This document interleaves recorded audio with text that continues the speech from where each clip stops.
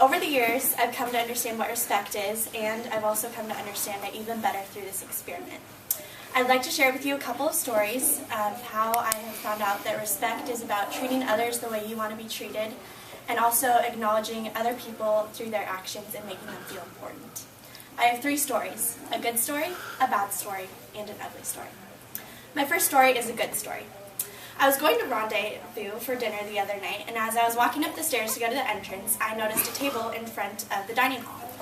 There's a student in front of the table trying to get other students to sign up for the blood drive. And I noticed that he looked rather dejected, and I quickly noticed why. Many students were walking by and weren't really paying him the respect that he deserved. They were walking by, ignoring him, not really listening to what he had to say. And so as I walked by, I decided that this would be a great opportunity to be respectful like we had practiced in class. So I walked by and I made eye contact with him and I said, "I respect you," in my head. And his face immediately brightened up. I could tell that he was so happy that I had paid attention to him. And he smiled and asked me if I wanted to donate blood. And even though I couldn't in that situation, I was glad that I had paid respect to him. And what this situation taught me was that everyone craves respect. Every human wants to be valued and wants to be felt like they're important. And even a small smile or eye contact or just a simple hello really helps them feel that respect. My second story is a bad story. I was going into the Acosta Athletic Complex, and the entrance to it is 2 big glass doors. And as I came up to the glass doors, I saw a girl on the other side, and she was obviously walking out like she was going to go through the doors as well. So I decided to show nonverbal respect through my actions and open up the door for her. And I opened up the door and tried to make eye contact with her as she passed by, but she was staring directly down at her cell phone and walked straight through without saying thank you, without even acknowledging me. And I was shocked, and because I at least felt that I would be able to say hello or something along those lines, but she just walked straight through. And so what I learned from this situation was that technology really gets in the way of, first of all, just interacting with people on a day-to-day basis, but also being able to reciprocate respect and also get the respect that you deserve. So with technology, with iPhones, sometimes you're kind of in your own world and looking down, checking Facebook or email, and you aren't really aware of the world around you. My last story is an ugly story. Every Tuesday I volunteer at the Ronald Reagan Hospital, and my job is a wayfinder, which means I'm stationed outside, kind of in the parking lot, but to the entrance of the hospital. And I was standing outside, being respectful to everyone, saying hello, making eye contact, saying good morning, and as I was standing there, a car pulls up. And we've had this before. Sometimes people have a hard time finding parking, or they don't really quite know where they're going, and so it's my job to direct them. And the guy in the car angrily motioned me to come over towards the window. And I made eye contact, and I came over, and I smiled, and I said, "Hi, sir, good morning, how may I help you?" And he started ranting and raving about how he couldn't find parking because he was driving this enormous truck, which obviously did not fit into the parking structure anyway. But he was upset because he couldn't find parking, and he kept going on and raving about it. And I did my best to help him and told him where he could park, but he was still extremely upset and very disrespectful to the position that I had there to tell him where he could park. And this situation really taught me that respect is kind of like a gift. Oftentimes you give it to someone and they're very grateful and reciprocative. And other times you give it to someone and they're very ungrateful. And you shouldn't blame yourself. You should just know that you did your best in respecting others and feel good about yourself for that. So in conclusion, I learned a lot from this experiment. Mostly, it really shone a light on my own actions and how I interact with people on a day-to-day basis. I know for sure that I don't respect people as much as I should, and often that's maybe because I'm so engrossed in maybe my iPhone or not really acknowledging the people around me. And so I've come to realize that respect isn't really just a list of do's and don'ts like my mom taught me in 2nd grade, but rather it's an understanding that we should treat everyone the way that they want to be treated. We should acknowledge them and make them feel valued and important. Thank you. Thank you. Let's start on this side today. Hi, I'm Emily. Hi, Emily. All right, Rachel, I really loved your volume. I thought it was like at a good level, not loud or quiet, and I really liked your eye contact. I noticed that you moved across the room, which was really nice to know that they felt like you were connecting with your audience. Thank you. Improvement? I'm Devin. Hi, Devin. I really liked your speech. I thought you had a nice vocal variety also, and I liked your pacing, how you stopped after you paused. You said, and this is my good story, and then you paused for a second and allowed us to absorb what you were saying. I don't really have any improvements. The only thing I would say is maybe to unlock your hands a little bit, because I know that I did that, so maybe just Okay. a little bit. Yeah. Right. Thank you. Good. Let's start with that. It was a good speech. Thank you. And I like you starting with your mother and ending with your mother, and your mother sort of sharing with you the importance of respect. You're doing an awful lot of this with your hands and keeping them clenched together. It's distracting. You want to let them be by your side, let them gesture more. It's a sign of insecurity. So that was the one big thing non-verbally that you were doing, and you're doing it now. So just let your hands be by your side. I think you'll relax more if you move a little bit more 3 times over there, a couple steps over there, a couple steps, and then back to center. I think would relax you and make you more convincing. Well, I like your first story about the blood drive table, and you see how powerful saying the mantra, I respect you, can be. People do pick up good vibrations, good respectful vibrations, and it's very contagious. And I think that it was very interesting. I attended a concert last night at the Disney Hall with a guy, an artist from, the 60s, named Arlo Guthrie. And he sang his father's song, Woody Guthrie, "This land is your land, this land is my land." And these very sophisticated music center types all just broke out, tuxedo types in song. And he was trying to explain to the people that the song got imbued with a spirit. And the more people sang it and thought about it and got it and did it, the more the spirit became, a lively entity. And I think that when you see the same kind of spirit with giving off the respectful vibrations, you see, that spirit come alive, as you did with the blood story. On your bad story, yeah, we've had stories of people that have had 20 people walk by them at the door, as if UCLA hired you to be a door person. So, yeah, there's no accounting for the bad manners that you see on the UCLA campus now, except for the excuse that it's the phone and it's the earbuds and it's Steve Jobs and all that stuff.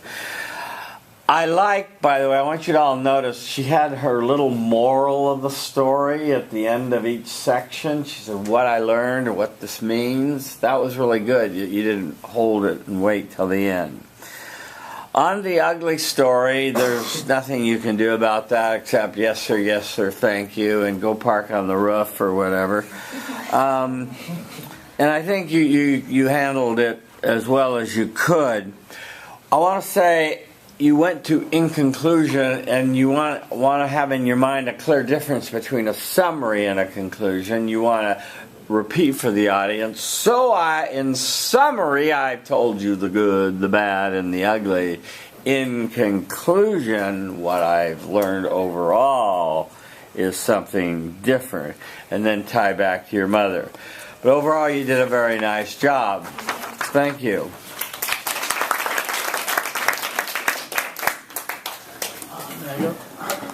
Free country.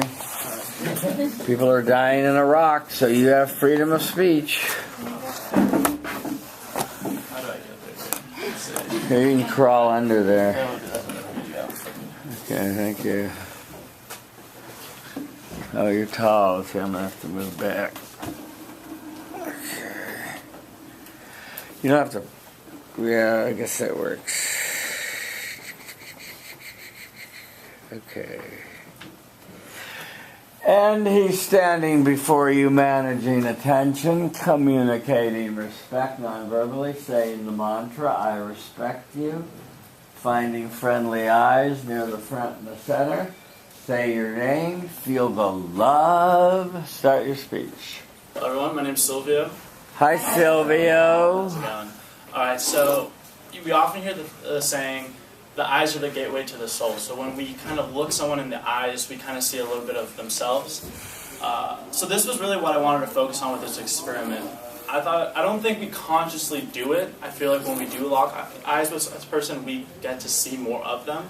We pick up on their emotional cues. What are their intentions? What are their motives? How are they responding to your presence? So this is really what I took into heart. And I thought for the majority of the interactions I would have throughout, the couple of days that we did this, they would all be kind of the same. I was going with the approach of smiling, kind of making like a nod, like eye contact.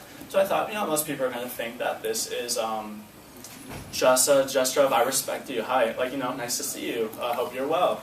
But that wasn't really the case for some of the things, which was really interesting looking back retrospectively at this experiment. So beginning with my good story, I frequent Kirchhoff Coffee House a lot. I'm North Campus, so I usually kind of go back up and down Bruin Walk throughout the day. So I like kind of my afternoon coffees and kind of just relaxing, doing homework there. So I usually try when I meet a cashier or a waitress or something to kind of break that barrier, to start a conversation. Hello, how are you? We know they tend to respond nice, more kindly and provide better service. But at this point, it's spring quarter, it's become really routine. So I kind of just go in, I give the same order, medium black coffee, darkest roast, no milk or sugar. Same thing, the lady kind of just asks me, I usually get the same 3 cashiers, always. For some reason, it's either a tall, thin man, a short Hispanic girl, or a blonde girl with a ponytail and a cap, always. And they kind of alternate throughout, the week. What I noticed was they always asked me if I'm a student and what would I like to drink, as if they didn't already know what I drink or if I'm a student. So it's kind of maybe we're not making that connection with each other, that I'm kind of just going into the routine. So I decided, today I'm going to kind of break that barrier. So it's the blonde girl this day, and I go up and I ask for my black coffee, and I ask her how she is. She says good, and then she asked me if I'm a student. I said yes. She hands me my order, and when I leave, I kind of look at her and I nod and smile, and she nods and smiles back. So I like to think that we're friends now. The next day I come in, and she's there again, and she did not ask me for my order, and she did not ask me if I was a student. So, case closed, we're friends. And I feel like just kind of starting that conversation really, helped create that bond. And that's what I learned from it, was just a small gesture can really go a long way, even if in very small, quick interactions. So to my bad, this one was actually a really awkward experience. It was, usually after I go to the gym at the Wooden Center, I stop by that little store right in the lobby where they sell kind of snacks and stuff. I usually go get a Quest bar or some kind of a snack. And so I walk in, I think this was Thursday, and there's the girl at the cashier. She's on her phone, and she's typing away. I kind of go and I put my Quest bar on the scanner, and then she takes her attention from her phone to the Quest bar, and then grabs the Quest bar and scans it, and then her eyes go directly to the cashier. So we haven't made eye contact at all. So there I am, kind of standing, trying to make eye contact. And then the only time she actually makes eye contact with me is when she hands me the receipt. And so she hands me the receipt, and I kind of do the smile and nod. And I don't know if I held it for too long, because she just goes, anything else? And I'm like, oh, no, it's bye, have a good day. And she doesn't even smile back, she just directs her attention back to her phone. So that was extremely uncomfortable, and it was kind of weird for me because it caught me off guard because I couldn't understand why such a universal gesture cannot be taken the same way. I feel like, why didn't she just take my kind nod and smile as a, hi, thank you for your service? But it didn't work out that way. And so that really brought up that question, maybe we don't all, receive the same gestures the same way.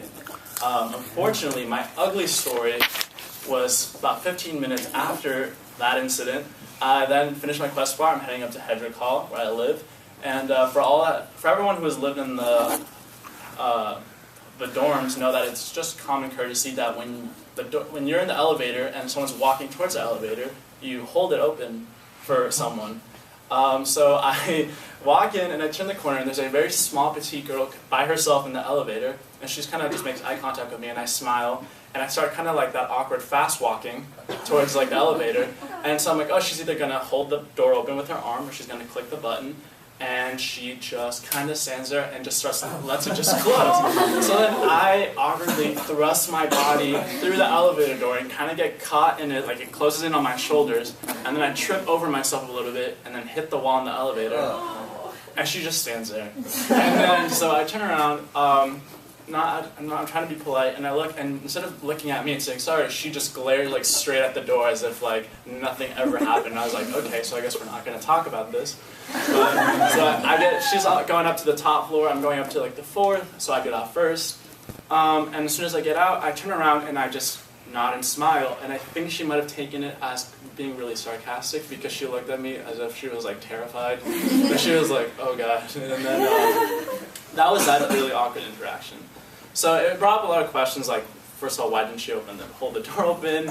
But also, maybe she was just very uncomfortable, maybe she felt guilty, and it's interesting to see how my gesture of kindness of me saying, I respect you, but also I forgive you, it's okay, she took it as I'm trying to be a jerk and probably being a little bit sarcastic. So it was all really interesting, it was all experimental to see how people receive certain gestures. And I feel like that really goes back to what I originally thought in this experiment was we have this natural instinct to just pick up on each other's body language and each other's emotions and things like that. But it's not necessarily a one-way street. Maybe people could, interpret things differently.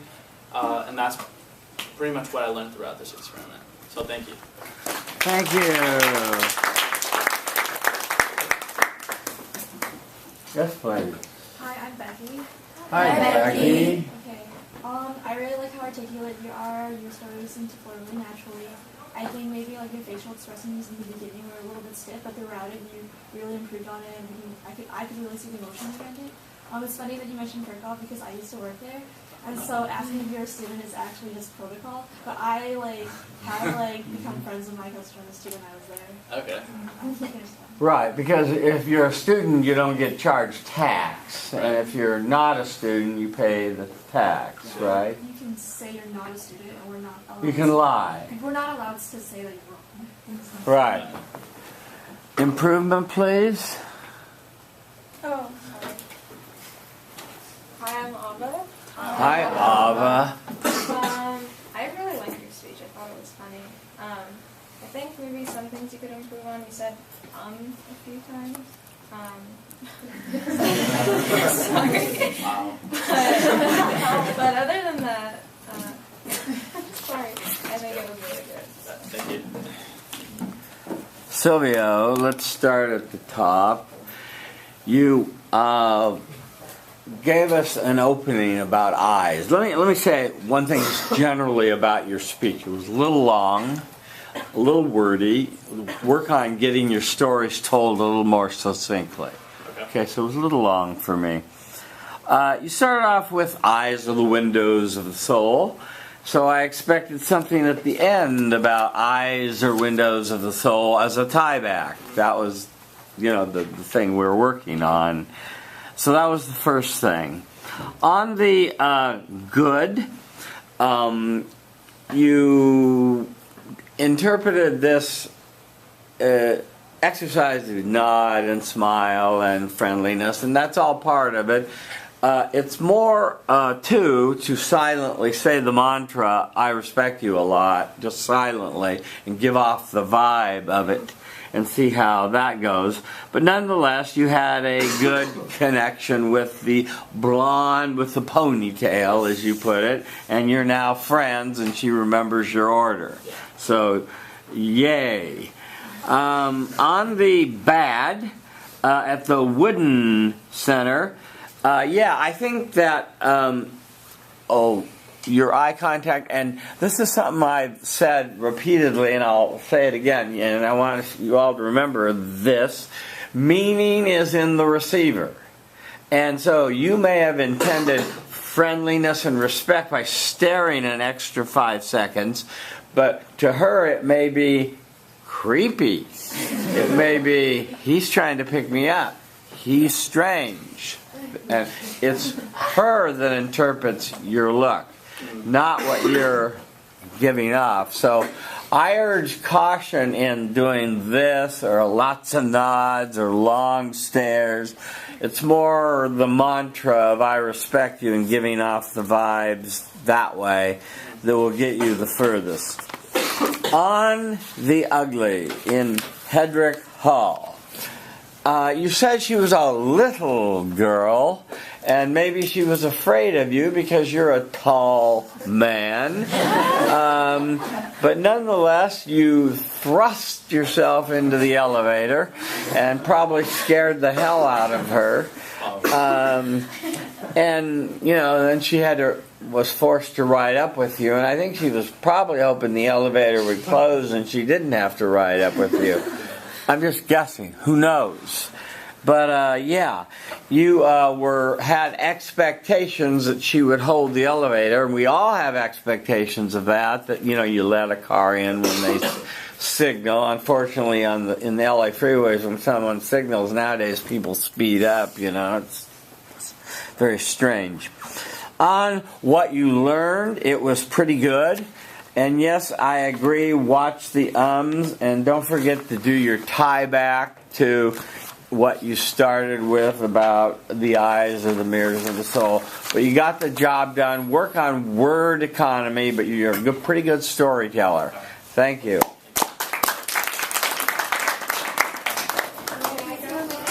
Certainly.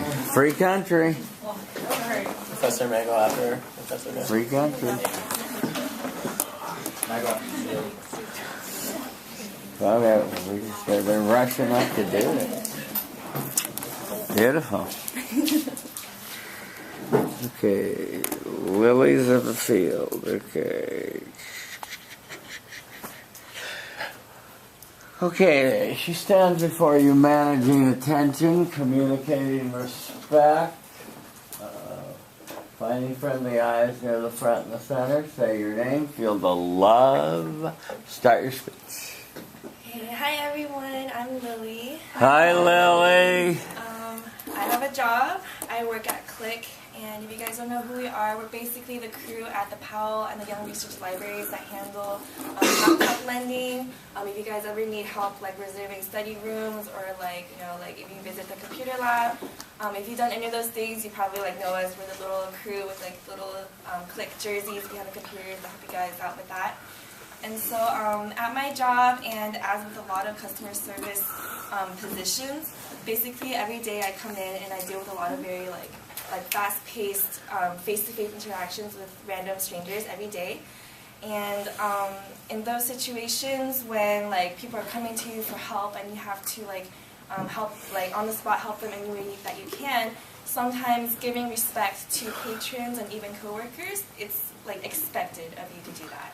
And when respect is expected of you, unfortunately, sometimes it could come out very like automatic, sometimes very shallow and meaningless. And so for this experiment, for last week, all of Tuesday and Wednesday, what I tried to do was really put my best to put back as much meaning as I can into my interactions at work with patrons, but also especially coworkers. So I have you guys today 3 stories that I'd like to share with you guys. And they're about my adventures with my little respect escapade and some lessons that I learned along the way. So the first story is a good story. It's something that really nice that happened to me when I decided to show respect to one of my coworkers who was new to the job. So it all started Wednesday night, where one of my friends / coworkers, they called me in to cover their shift last minute. And so basically I was already in bed, like in my pajamas. It was 8 p.m. at night, and I just got home after a really long day at class. And suddenly I get a phone call, and my friend is all like, hey Lily, do you want to come in and take my shift, like literally right now? And I said, no. And he said, well please, like you're my friend, and like you missed my birthday that one time. And I was like, yeah, okay I guess. So I dragged myself out of bed and then like I went all the way across campus. I climbed like up the stairs to Young Research Library, and so at that point I was really tired. I didn't want to talk, like make conversation at all. I just wanted to like go in and get my shift over with so I can go home and like sleep or whatever. And so, but when I came in, I was really surprised when I noticed that I didn't know the person working there because she was a new hire. I think she just started working with us like at most 6 weeks ago. Like she was just hired last quarter. So at that point, I made a decision that I really wanted to make her feel welcome. And so even though I was really tired, I tried my best to respect her presence, like working with me by paying some extra attention to her when we conversed. And I did that by like making eye contact. I was very expressive with my expressions when we talked, and I opened my body up to her. And those were just like little things that cost like a little bit of extra energy, but you know, I did that for her. And what I realized was that when I did those things for her, she really opened up to me and gave me a very precious conversation where she talked to me about how about her experiences at UCLA. It turned out she was a transfer student, and we talked about her like experiences in the community college versus like at UCLA, and also her work experience. So I thought that was a very valuable conversation that we had together, and that happened all when I just like put in that little extra attentiveness into my conversation with her. So I have a next story for you guys. It's not so much of a nice story. It's kind of a bad story, and it happened when one of my coworkers showed me a little bit of disrespect when I came to work. So I don't know if you guys know this about Click, but basically we're an almost entirely student-run organization. So that means within our hierarchies, when we have like trainees, consultants, and then we have like the specialists, leads, and supervisors. Within that hierarchy, sometimes you realize that the person that has authority over you, they're usually like your peers, like they're the people that you hang out with after work. But it can get a little bit awkward when it turns out you have to show them respect for their authority during work when you know that like they're just your friend. And that was a situation that happened with me because we just recently had promotions, and I was just promoted this quarter. So as it turns out, a lot of the people that were my supervisors last quarter are now actually my equals. And so what happened was I came into work and I made a mistake, and it wasn't like that big of a mistake. I fixed it right away. But my coworker who was working with me, he used to be one of my supervisors last quarter, and basically he talked to me as if like I was a new hire. Like he kind of interrogated me a little bit. He was all like, "Oh, like why did you do this?" And like what was going on? Like what was going on through your mind? And he just started giving me this lowdown on all this policy that I already studied. And at that point, I did feel a little bit disrespected, mostly because we studied for the same positions, and like we have like the same knowledge that we both worked for. And I felt a little bit disrespected that he wouldn't acknowledge my experience working at the job. But as much as I wanted to say something back to him, I didn't. Because I felt that it was really important for us to work together as a team instead of letting my pride get in the way. So at that point, I learned that sometimes showing respect can just be in the form of putting aside your pride a little bit for a moment, and in order to work together. The last story is an ugly story. This is actually not something that necessarily happened to me or that I did to someone else. It was more of an interaction that I observed between my two coworkers that I felt was very not okay in a disrespectful sense. So at Click, we have a little system for covering shifts, and we have a Facebook page where people can request can someone please help cover me at these hours. And how I see this system is that I see it as kind of a gift giving. Like you give your hours to someone that really needs them. Like they can't be there for a shift, so it shouldn't be something that you try to get something out of them. And within my little friend group at work, we had a group chat where one of my friends, we'll call him Bob, he said, "Hey, can anybody please take my shift tonight? I really can't make it." And my other friend, who was called Kyle, and he said, "Yeah, I'm free at that time, but I don't want to do it." And then the conversation kind of ended there. I didn't know what happened, if they did take it or not. But later in the night, I found out one of my plans canceled, so I was free to take that shift. And so I wrote in the group chat like, hey Bob, do you still need that shift covered? I can do that for you. And Bob said, Kyle already took it for me. And I was really surprised that he would do that because like, didn't he literally just announce that like he didn't want to do it? And I felt that was a little bit strange. But what ended up happening was I got a call from Kyle later that night who saw my message in the group chat. He was the one that called me like last minute, like pulled the birthday card and like made me go all the way to RL. So I feel like that interaction is a form of disrespect in the sense that Kyle didn't respect the time commitment that he made to the group, and then as a result, everyone else had to suffer. Like now, Bob kind of has to deal with, oh, like maybe I kind of forced him to do something he wanted to do, and then I was stuck, kind of like having to like not take back what I said, but my offer was for Bob because I liked him better, not for Kyle. So we were both. It was kind of like an awkward situation for everybody, basically. And so from that, I learned that respect sometimes is not even verbal. Sometimes you don't even have to be there to show respect. But it's just important to, if you say that you're going to do something, to really follow through with it, to make it more meaningful. So I think one overarching lesson that I got from all three of these stories is that sometimes respect can be done very subtly, whether it be like just paying that little bit of extra attention to someone when you talk with them. It could be when you put aside your pride for a little bit in order to achieve a common goal. Or it could be just simply like meaning what you say and not creating inconveniences for everyone else when you are responsible for something. And these are true especially at work when you do have to work with a lot of people, but I think these can apply to everyday life situations as well. Just any kind of situation where interactions could get automatic or shallow or meaningless. What I've learned is that sometimes it can be worth that extra effort to really try and bring in a little bit more meaning into interactions that would otherwise be meaningless. Thank you.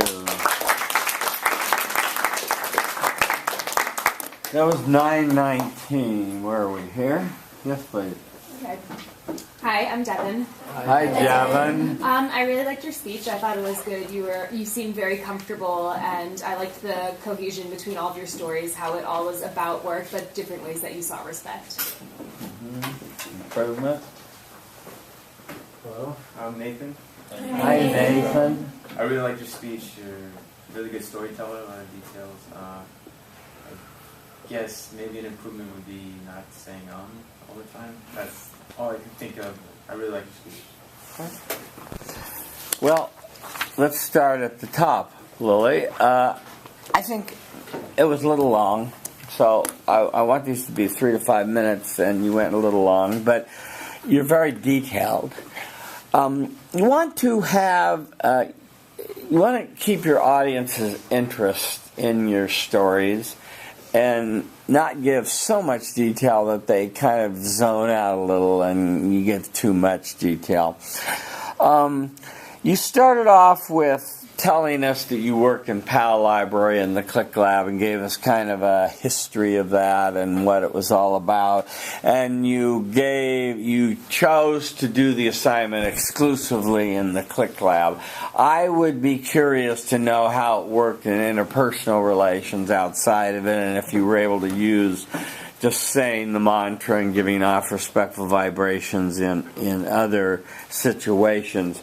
But in any case, you have, and the second thing is I'd like a more vivid preview of saying, I'm going to tell you the good, the bad, and the ugly. Really give us a roadmap that's going to be coming, and say it out that much. So then you told us the good, and I liked what you did, and I liked how you took the respectful attitude and really made a friend and drew this person out, and that was really good. And you took the shift, right? You took the shift, and so you and this person kind of used guilt on you, I guess, huh?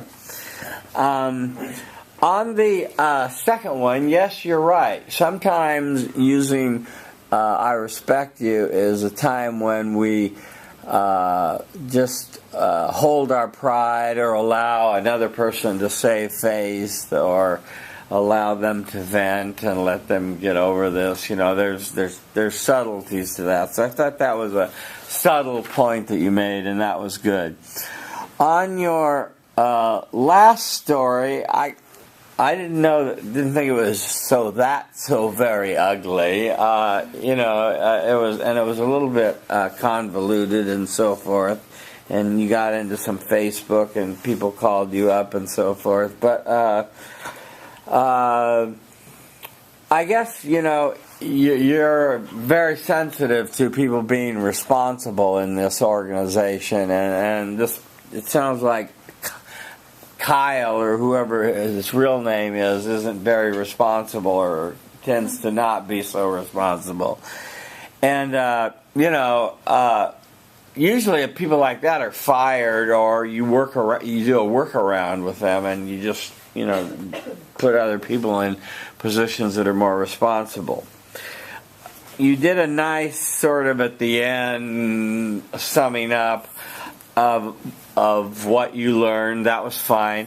I didn't get a real vivid tie back to a beginning because I didn't get a real vivid story like a poem, a quote, a joke in the beginning that you could tie back to. But overall, you told us 3 very detailed stories, so you got the job done. Thank you.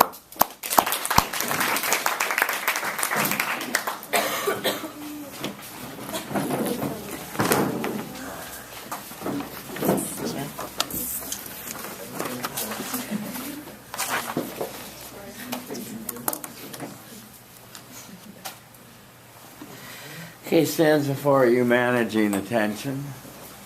Communicating respect non-verbally, saying to himself, I respect my audience. Finding friendly eyes near the front and the center. Say your name, feel the love. Start your speech. Hi everyone, I'm Gio. Hi, Gio. Yes. As you know, last week we were asked to communicate respect non-verbally for 48 hours. But what did that really mean? As we saw in our first lecture, we were asked with our study buddy if we could hold in our laughter. So communicate, eye contact, have a relaxed face, nod, and a smile. It worked pretty well. But what other ways could we communicate respect non-verbally? Could you position someone talking to you? Could you have a relaxed face and make them feel welcomed? What does respect really mean? I feel like in order to respect others, we have to respect ourselves. Not just in the sense of liking ourselves, trusting ourselves, having confidence, but more in the sense of realizing that we're human and that we're prone to error, we're prone to mistakes. We're going to go through some things and we can't be these perfect human beings that people might expect us to be. And so in those 48 hours, as I'm sure all of you did, I had some good experiences, some bad, and one kind of bad reaction. So for my good, it mainly occurred with, strangers that I passed by or service workers. For the strangers, I did my thing. I made my eye contact, smiled, nodded my head, and they returned the favor. And it felt good, it felt like I was appreciated. Even though I had no verbal or physical interaction with this person, they still found me respectable. And that was just a good feeling. As for the service workers, as some of you did, I also tried to break the barrier and, make them feel human, let them know that they're appreciated. And so, I'd walk up, say hello, how are you doing today? And by showing this respect, they actually also gave me special treatment, and I got some coffee or extra hash brown, whatever it was. But in this good experience, I realized that just going out of your way and telling someone, hey, I understand you're going through these struggles, but you're here, and I respect you for that. It really does go a long way. And by showing this sort of respect, it helps you guys understand that you're both appreciated, and it's just a good feeling. So for my bad experiences, I can't really say that they were bad experiences really, because they mainly occurred with just strangers who I passed by. Usually I would try and make eye contact, nod my head, and they wouldn't really return that sort of respect. But they didn't disrespect me either, so I couldn't really be frustrated or upset or angry. Because, like I said, they probably were not used to this form of respect, or they just had something else that was distracting them, something else occupying their mind. And so, I had to understand that and I had to respect it. That they had something else going on, they weren't used to it, and I couldn't be upset about that. So I just had to respect that. As for my ugly, it was kind of bad. Again, I was going to see a service worker, wanted some food. It was morning time, wanted my breakfast. And she seemed kind of nice, so I went up to her and I said, hello, good morning, how's your day doing? And she kind of looked at me with this very serious and dead face, if you will, and she said, "What's so fucking good about this morning?" Now, mind you, I was very shocked. I felt disrespected. I wanted to be frustrated and angry, but like I said, respect is understanding that you're not going to be this perfect human being.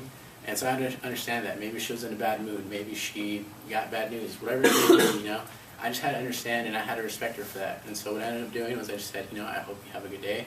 And, I left. And the best thing I could hope for is maybe she remembered that and appreciated it, and maybe our interaction will be better next time. Mm-hmm. So overall, I learned from this experiment that, I felt like I took human interactions for granted. Not in the sense that I just went around disrespecting everybody that I met, just being consciously aware of the respect that I'm giving. It made me realize that I'm no better than other people, and it just made me feel more appreciated by people who I didn't even know. It was just a good feeling. In conclusion, it doesn't matter whether or not you're respected or disrespected, whether you're given special treatment or not. What matters is that you should just be given respect, just to remind yourself, that everyone is the same. We're all going through some sort of struggles, and that we should respect each other for that. And if someone respects you back, then it's an added bonus. But if not, at least you tried, and all you can hope for is just a better interaction next time. Thank you. Thank you. That was 351. Where are we? Here? Yeah, please. Hi, I'm Rachel. Hi, Rachel. What I liked about your speech was like the conciseness, but also you spoke really well, calmly, even when you have like an elderly interaction with someone. And like what I really liked about that story specifically was how the whole like respecting that someone's like human when they make mistakes and things like that. Like you still were able to express how calm you remain in the situation. Mm-hmm. Yeah, it's a rather aggressive way to respond to somebody, especially when you're a service worker. Wow. Some people would go and report them to the boss or other things. Yes, please. Improvement. I'm Hazy. Hi, Hazy. I really like how you use like gestures and like expressions. I think it made you feel really confident and like good stage presence. Improvement would be maybe speak a little louder. Sorry. Yeah. Because I was at the back. Sorry about Sure. Let's start with that. Your gestures, as you'll see tonight, were excellent. A good movement. You didn't keep your hands behind your back the way they are now. You're moving them. You could be a little louder. I would like to see a more vivid introduction, a poem, a quote, a story, a joke even, something that really grabs your audience. You started with some sort of mundane observations about the phenomena of respect, and it didn't give you much to tie back to, see? And so you just kind of launched into it with observational comments, and there wasn't even a rhetorical question in there. I like the fact that you walked around campus repeating the mantra, "I respect you," and I think that was good. And yes, you will get the service, the extra scoop, etc., but that's not the reason to do it. It's the right thing to do.